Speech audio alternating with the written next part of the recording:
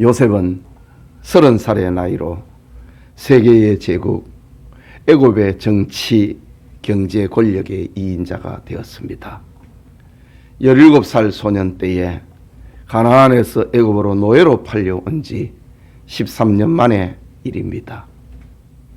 애굽 왕 바로의 왕실 감옥에서 하나님이 함께하는 은총의 결과로 애굽의 총리 대신이 된 것입니다. 하나님의 섭리적 풍년을 깨닫지 못한 애굽 사람들과 근동의 모든 사람들이 흉년의 때에 양식을 사려고 요셉에게 찾아오게 됩니다. 그야말로 세계의 경제는 요셉을 통해야만 했던 겁니다. 요셉에게는 곡식의 창고가 있었기 때문이지요. 이 시간 요셉의 창고라는 말씀 잠시 살펴보고 기도하고자 합니다. 요셉의 창고, 그것은 7년 풍년을 저축한 창고입니다.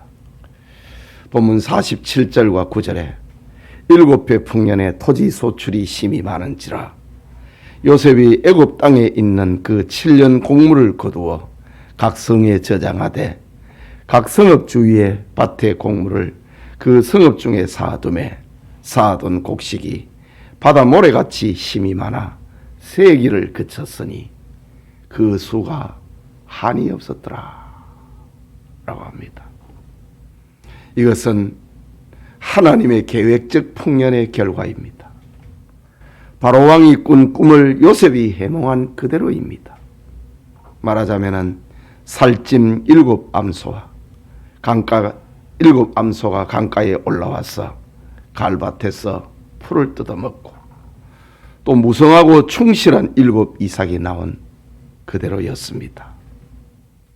살찐 7암소, 충실한 7 이삭, 이것은 하나님께서 7년 풍년의 계획적 풍년, 섭리적 풍년임을 알려주는 확실한 메시지였습니다. 요셉이 바로 왕에게 해석한 그대로가 된 것입니다. 요셉은 왕에게 건의를 합니다.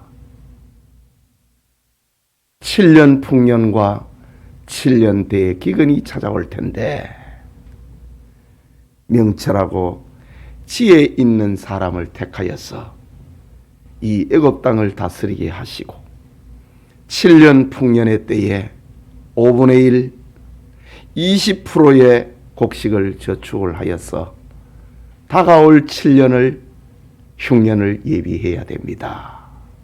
라고 왕에게 꿈을 해석을 하면서 이것을 대비하는 방법을 왕에게 제시를 합니다. 이때 바로 왕은 우리 애굽 온 땅에 너와 같이 지혜롭고 명철한 사람이 누가 있겠느냐. 왕이 이야기를 하고 애굽의 모든 신하들이 그것이 옳습니다. 그날 애굽의 총리가 되어버렸습니다. 요셉은 7년 풍년의 때를 지혜롭게 농산물의 20%를 창고를 짓고 창고에 저장을 합니다. 이렇게 풍년을 관리했던 요셉의 지혜, 그것은 오늘날 평화의 때를 관리하는, 평화의 때를 살아가는 성도의 지혜를 말하고 있습니다. 힘이 있을 때에, 나에게 기회가 있을 때에, 아직 젊음이 있을 때에, 아직 건강이 있을 때에 그것을 어떻게 관리해야 되는가? 그것이 풍년을 관리하는 요셉의 창고가 주는 교훈이다 라는 겁니다. 둘째로 7년 흉년을 이기는 요셉의 창고입니다. 본문 55절에서 57절을 보면은 애굽 온 땅이 굶주림에 백성이 바로에게 부르짖어 양식을 구하는지라. 바로가 애굽 모든 백성에게 이르되 요셉에게 가서 그가 너희에게 이르는 대로 하라 하니라. 온 지면에 기근이 있음에 요셉이 모든 창고를 열고 애굽 백성에게 팔세. 애굽 땅에 기근이 심하며 각국 백성도 양식을 사려고 애굽으로 들어와 요셉에게 이르렀으나 기근이 온 세상에 심함이었더라 라고 합니다. 극심한 흉년,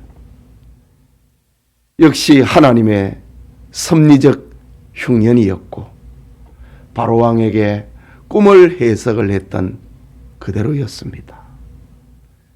아름답고 살찐 암소와 충실한 7 이삭 이후에 흉악하고 파리한 다른 7 암소가 나타나서 먼저 올라온 암소를 잡아먹어버리는 꿈이었지요. 쇠약하고 동풍에 마른 7 이삭이 먼저 나온 좋은 7 이삭을 삼켜버린 꿈 그대로였습니다. 7년 풍년 후에 7년 흉년이 오는 꿈의 해석, 하나님의 계획 그대로였습니다. 요셉은 하나님의 풍년을 역사의 벽보를 보았고 하나님이 땅에 내리시는 7년 흉년의 벽보를 요셉이 보았습니다. 그러나 풍년을 관리하지 못한 애국과 세계의 거민들이 흉년의 재앙에 양식이 다 떨어져 버렸습니다. 7년 동안 너무 누렸습니다. 마음껏 살았습니다. 자기를 관리할 줄 몰랐습니다. 성경의 표현대로 주객으로 더불어 먹고 마시고 만 것입니다. 7년 대재앙의 때가 다가왔습니다. 이때 요셉은 창고의 문을 열고 애굽 사람뿐만이 아니라 각 나라에서 곡식을 사러 오는 사람들에게 양식을 팔았습니다. 고고학적 발굴은 이 사실을 증명하고 있습니다. 요셉이 창고를 짓는 벽화, 곡물을 파는 벽화 유적이 발굴이 되고 있는 겁니다. 애굽의 여러 지역들 가운데 특별히 엘레타라고 하는 지역의 고분 벽화가 발굴이 되어 세계를 놀라게 했습니다. 한 무덤에 일꾼이 곡식을 말로 대고 있고 또 한 일꾼은 그 옆에서 그 말의 숫자를 계산하고 있는 벽화, 또 다른 곳에서는 그 곡식을 창고로 운반하고 있는 장면이 그림으로 새겨놓은 겁니다. 그런가 하면 또 다른 유적에는 백성들이 곡식을 사러 오는 장면, 양식을 사가지고 나가는 장면, 그림이 그려져 있습니다. 이것은 모두 성경 창세기에 나타난 요셉의 역사가 사실이었음을 보여주고 있습니다. 온 세상이 요셉을 통하여서 요셉을 만나야 살 수가 있었다. 55절에 특별히 보면은 애굽 온 땅이 굶주림에 백성이 바로에게 부르짖어 양식을 구하는지라. 바로가 애굽 모든 사람에게 이르되 요셉에게 가라. 요셉에게 가서 그가 너희에게 이르는 대로 하라.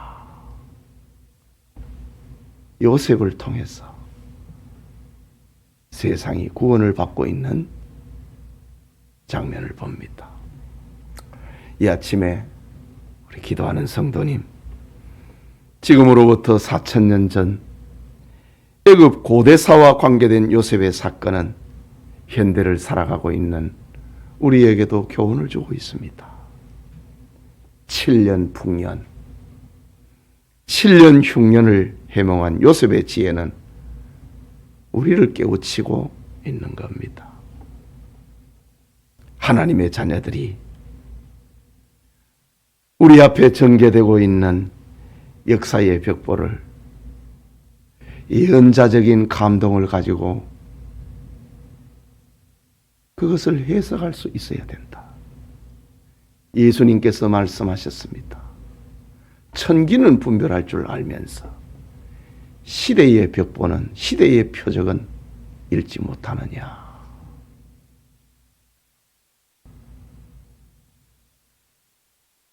일기예보는 볼 줄 알면서 내일 비가 온다, 내일 풍랑이 인다, 태풍이 온다, 폭설이 내린다. 그것은 예보할 줄 알면서 시대의 표적, 시대의 벽보는 읽지 못하느냐라고 했습니다. 애굽의 이 시대의 역사의 벽보, 시대의 표적을 요셉이 읽어냈습니다. 그리고 풍년을 관리했습니다. 그리고 흉년을 관리했습니다. 성경은 세계적인 기근이 오고 지진이 일어나고 전염병과 전쟁과 죽음이 임하게 된다고 성경은 우리에게 예언하고 있습니다. 바로왕에게 꿈으로 역사를 알려주셨고 그 꿈을 요셉이 하나님이 주신 지혜로 해석을 해냈던 것처럼 우리에게는 꿈보다도 더 확실하고 객관적인 계시, 하나님의 말씀이 대재앙이 닥친다고 우리에게 알려주고 있습니다. 여기에 우리는 흉년을 대비하면서 창고를 지어야 됩니다. 평화의 때를 선용하는 지혜를 가져야 되고, 힘이 있을 때에, 기회 있을 때에, 건강할 때에 그것을 관리하는 지혜를 발휘해야 됩니다. 이것이 바로 오늘의 교회 운동을 말하는 겁니다. 교회는 구원받은 신자들의 마음에 하나님의 진리를 저장하는 오늘의 창고와 같습니다. 참된 교회는 영적 풍년과 흉년을 내다보는 눈을 가져야 됩니다. 마음의 창고를 활짝 열고 은혜 주실 때에 구원의 날에, 성령의 날에 많은 축복을 저장해야 됩니다. 주의 일을 해야 된다, 이 말입니다. 뿐만 아니라 흉년의 날, 환난의 날에 창고의 문을 열고 저장된 축복의 곡식을 풀어 사람들을 살려야 됩니다. 교회의 사명이 바로 여기에 있는 겁니다. 사람들의 영혼을 구원하고 하나님의 사람을 키우고 하나님의 사랑을 실천해야 되는 것. 이것이 바로 요셉의 지혜입니다. 창고를 짓는 것과 창고에 곡식을 모아 흉년의 때에 창고의 문을 열고 양식을 공급을 하는 것. 이것이 바로 오늘날 교회가 해야 할 일이다. 하나님으로부터 목사의 직분을 받았습니다. 장로의 직분을 받았습니다.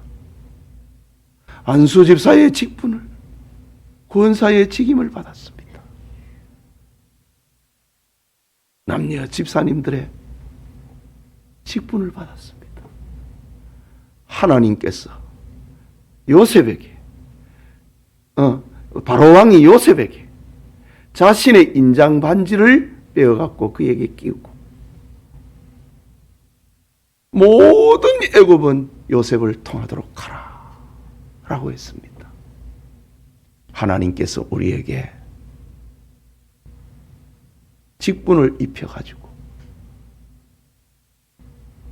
풍년을 관리해라, 흉년을 관리해라, 우리에게 이 직분 맡겼습니다. 요셉의 지혜를 가지고 풍년의 때와 흉년의 때를 관리하는 창고를 간직하는 우리 성도님들 다 되시길 축복합니다. 우리 같이 기도합시다.